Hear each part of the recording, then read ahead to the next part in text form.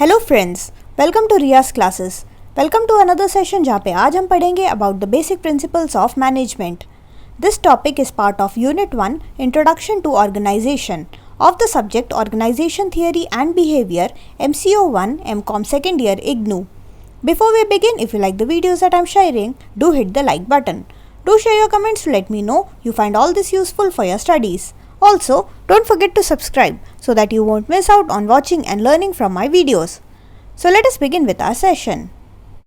Next, we are going to study about the basic principles of management.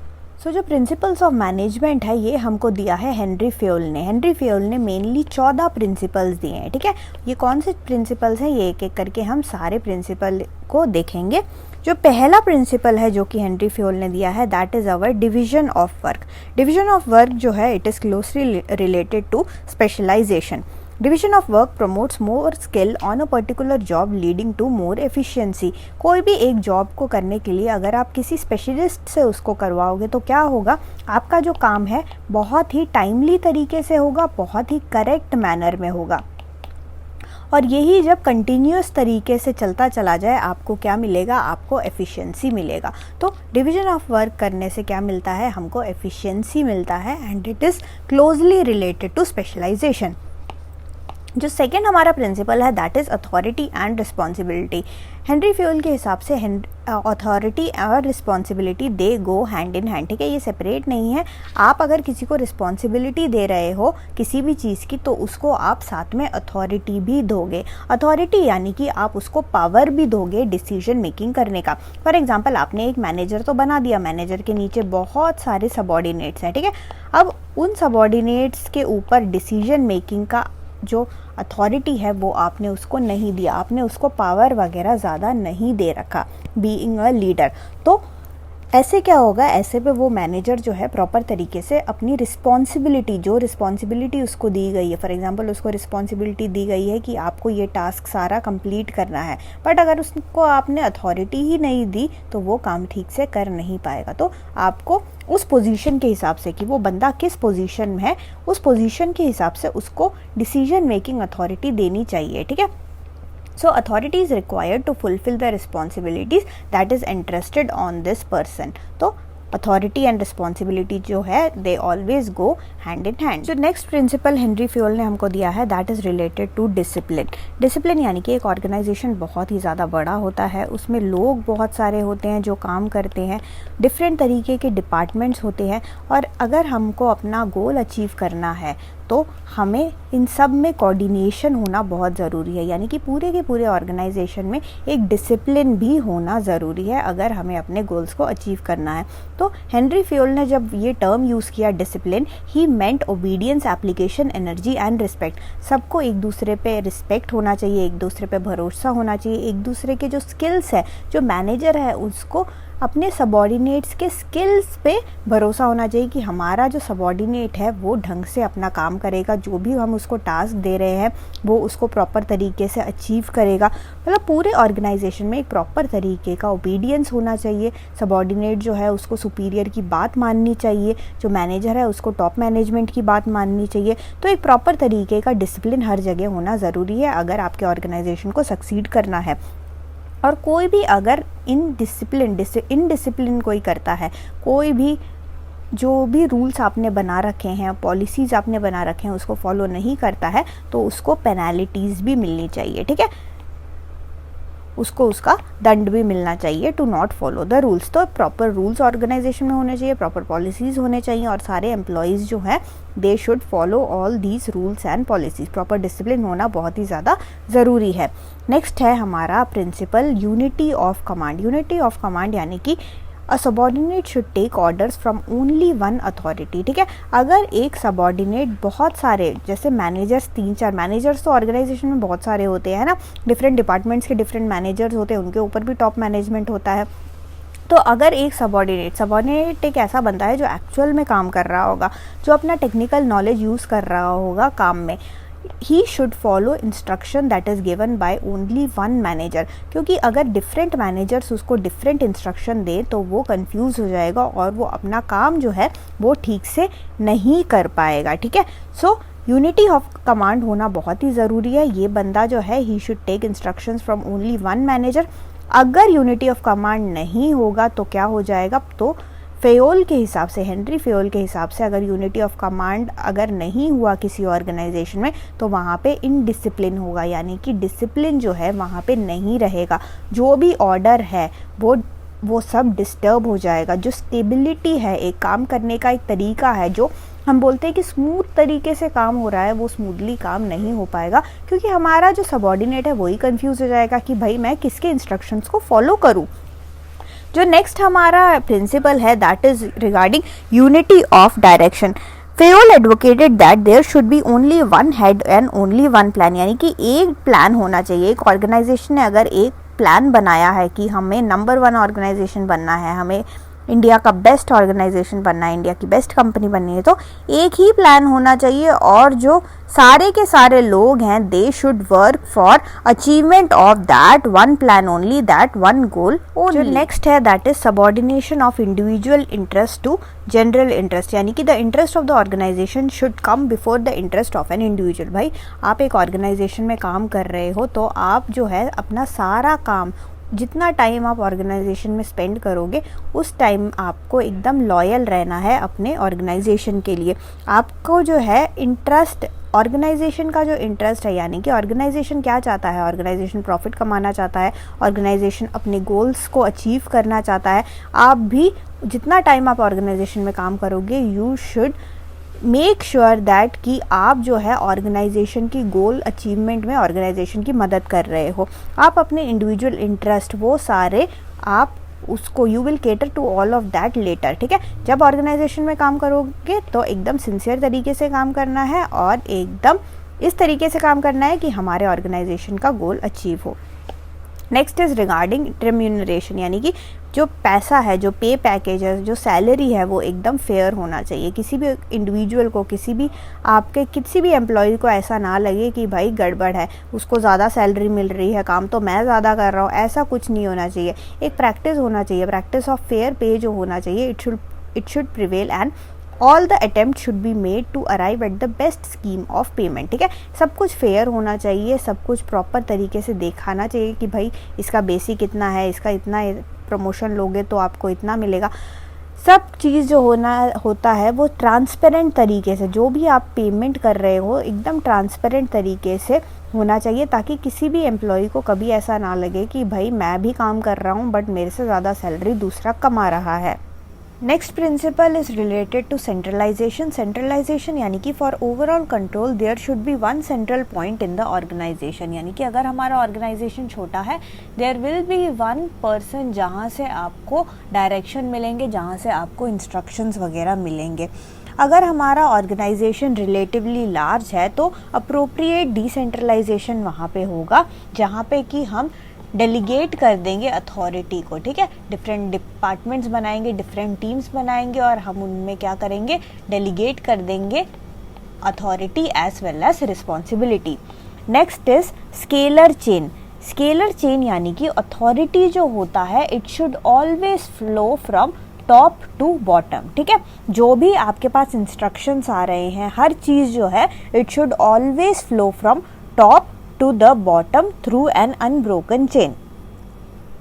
Next principle is related to order, यानी कि people and material should be at the right place and at the right time, ठीक है। हर चीज़ जो होता है वो हर चीज़ का एक प्रॉपर ऑर्डर में होना चाहिए, ऑर्डरली फैशन में रहेगा तो हमारा जो काम है वो भी प्रॉपर तरीके से होता रहेगा। बिल्कुल भी किसी भी तरीके का टाइम वेस्टेज नहीं होगा, रिसोर्सेज भी हैं उसको भी आप प्रॉपरली टाइमली यूटिलाइज कर पाओगे।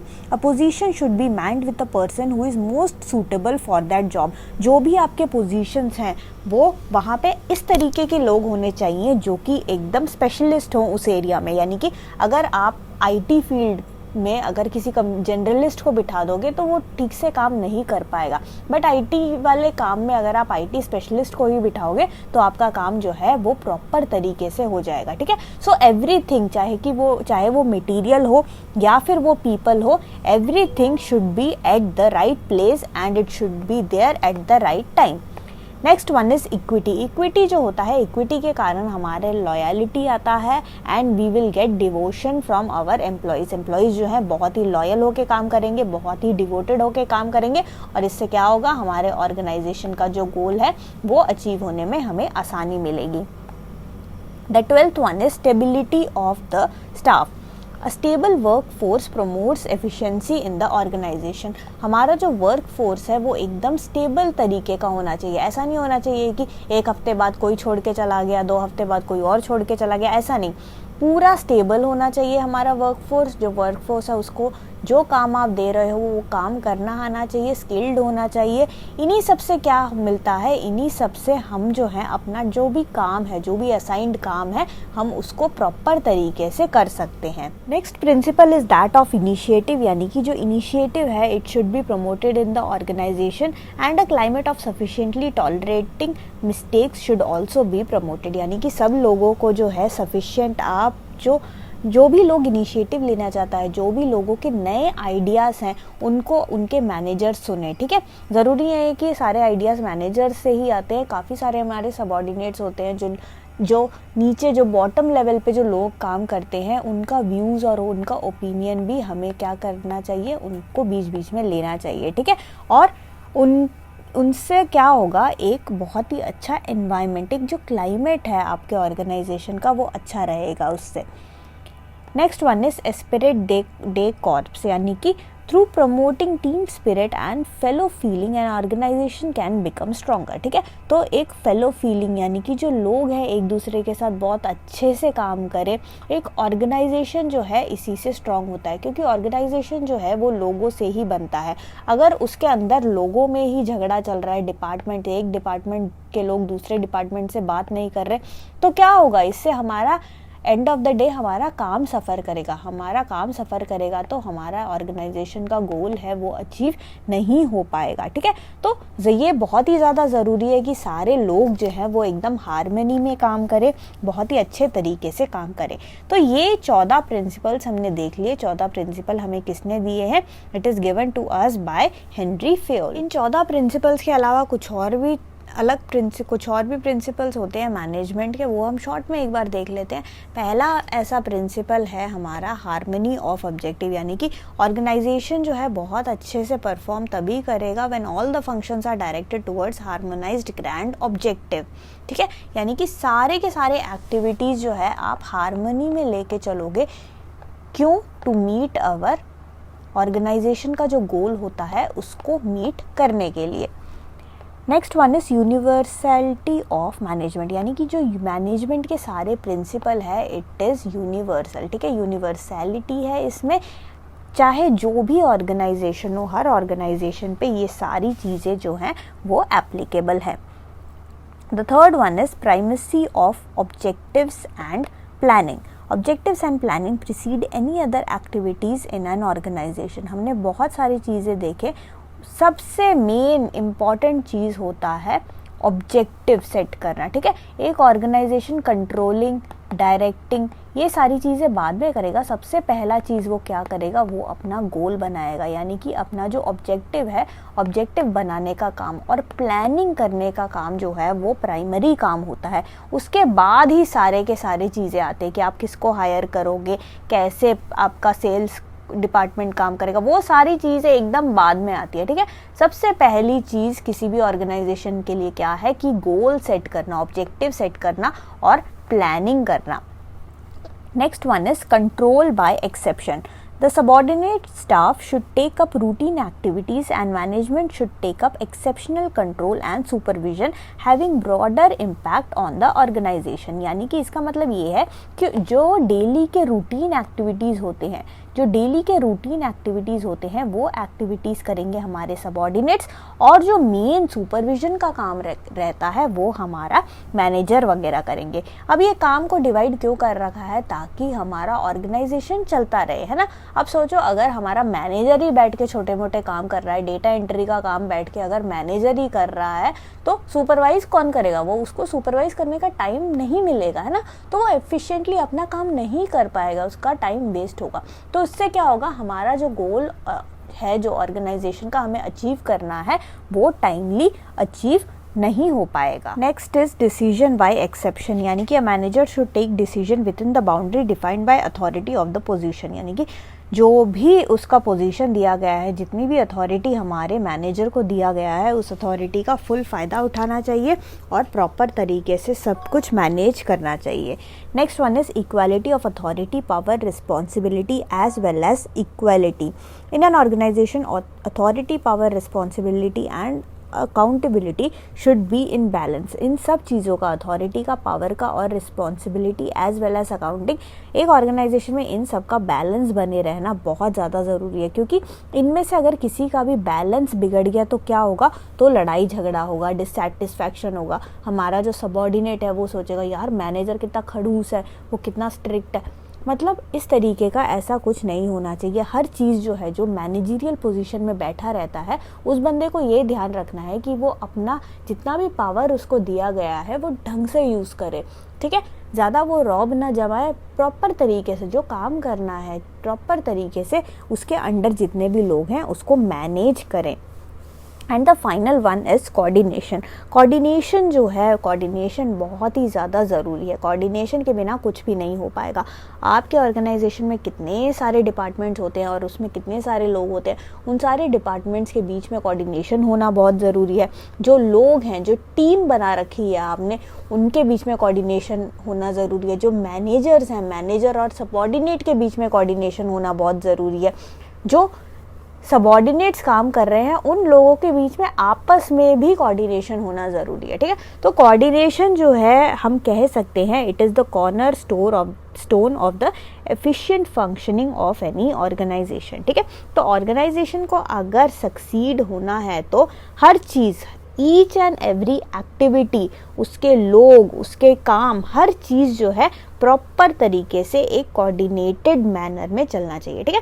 तो हमने 14 बेसिक प्रिंसिपल्स देखे, 14 प्रिंसिपल्स देखे जो कि हमें दिया है हेनरी फ्योल ने। These were the principles of management, 14 principles of management which is given by Henry Fayol. उसके अलावा हमने कुछ प्रिंसिपल्स और देखे जो कि मैनेजमेंट में आते हैं। Thank you so much for watching. Like, share and subscribe to Riya's classes. Thank you and bye bye.